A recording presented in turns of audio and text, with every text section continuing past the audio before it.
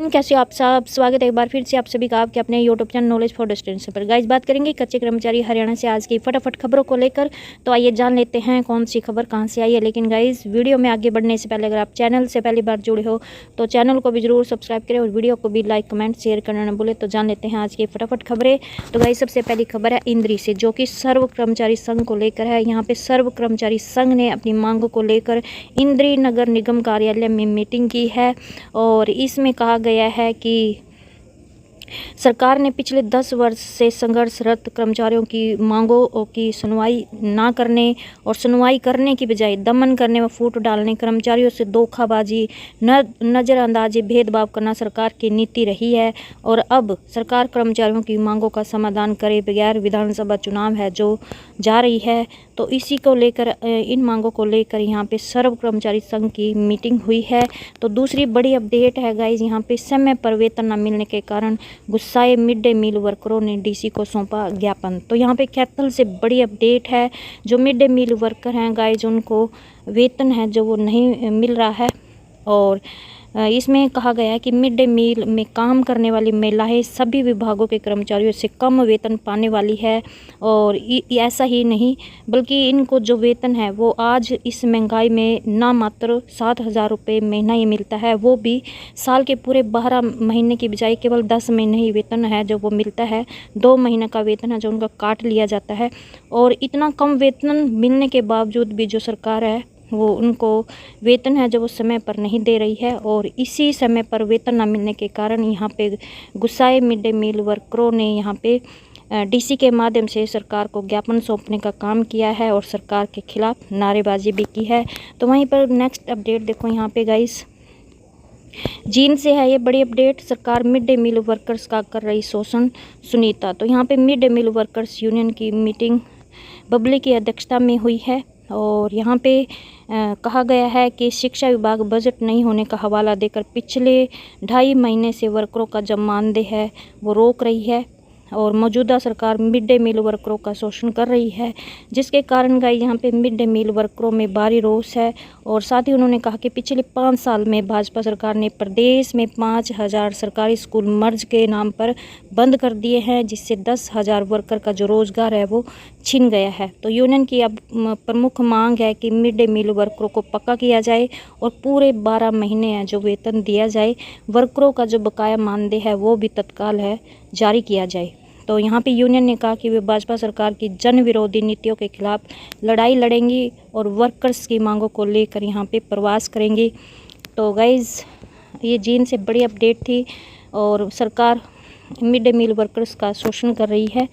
तो यहाँ पे जो इनके आज इसी को लेकर मीटिंग हुई है। तो गाइस दूसरी बड़ी अपडेट है, असम सरकार 4,669 संविदा शिक्षकों की नौकरी को स्थायी करेगी। तो असम सरकार ने गाइस यहाँ पे बड़ा फैसला लिया है कि जो शिक्षक पिछले 14 साल से अधिक समय से यहाँ पे अस्थायी संविदा शिक्षक की नौकरी कर रहे हैं उन्हें अब यहाँ पे स्थायी किया जाएगा। सरकार के इस फैसले से ऐसे कम से कम 4669 संविदा शिक्षकों को फ़ायदा होगा जो हाई स्कूलों में नौकरी कर रहे हैं। हालांकि 2010 में कांग्रेस सरकार ने पूरे प्रदेश के हाई स्कूलों में अंग्रेजी, गणित और सामान्य विज्ञान जैसे विषयों को पढ़ाने के लिए अनुबंध के आधार पर कम से कम 8,000 शिक्षकों की नियुक्ति की थी। हालांकि कई शिक्षक वर्षों से नौकरी छोड़ चुके हैं और वर्तमान में अब ऐसे 4669 शिक्षक संविदा पदों पर काम कर रहे हैं। तो शुरुआत में इन शिक्षकों को प्रतिमाह 8,000 रुपये का मानदेय मिल रहा था, जिसे बाद में बढ़ाकर 15,000 रुपये और फिर 20,000 रुपये प्रतिमाह कर दिया है। अब असम मंत्रिमंडल ने यहाँ पे शुक्रवार देर रात एक बैठक में संविदा शिक्षकों की नौकरी स्थायी करने का फैसला लिया है। तो इसमें कहा गया है कि हाई स्कूलों में शिक्षकों की भर्ती अनुबंध के आधार पर की जाती थी। कांग्रेस के शासन के दौरान 2021 में भाजपा सरकार ने अनुबंधित शिक्षकों की सेवा 60 वर्ष की आयु तक बढ़ा दी है और उन्हें नियमित शिक्षकों के बराबर कई सुविधाएं दी गई है। तो गौरतलब है कि असम सरकार ने हाल ही में सर्व शिक्षा अभियान के तहत राज्य के प्राथमिक विद्यालयों में कार्यरत लगभग 25,000 शिक्षकों की नौकरी को नियमित कर दिया है। तो अब यहाँ पे असम सरकार है जो वो 4669 संविदा शिक्षकों की नौकरी को स्थायी करने जा रही है। तो वहीं पर गाइज नेक्स्ट अपडेट है, कर्मचारियों की अनदेखी भाजपा को पड़ेगी भारी। तो यहाँ पे all Haryana power corporation worker union की यहाँ पे शनिवार को सिरसा सर्कल में कन्वेंशन हुई है और जिसमें यहाँ पे कहा गया है कि कन्वेंशन में सरकार के कर्मचारी विरोधी नीतियों पर विस्तार से चर्चा हुई है। और उन्होंने कहा कि भाजपा व जसपा की गठबंधन सरकार ने पिछले कार्यकाल में कर्मचारियों की मांगों का समाधान नहीं किया व वार्ता तक करना भी उचित नहीं समझा। इसलिए अब विधानसभा चुनाव में कर्मचारियों व आम जनता के गुस्से का सामना है जो वो करना पड़ेगा। और उन्होंने कहा कि सर्व कर्मचारी संघ का जो भी प्रोग्राम चल रहा है उसमें यूनियन का एक कर्मचारी सभी प्रोग्रामों में बढ़ चढ़कर भाग लेगा।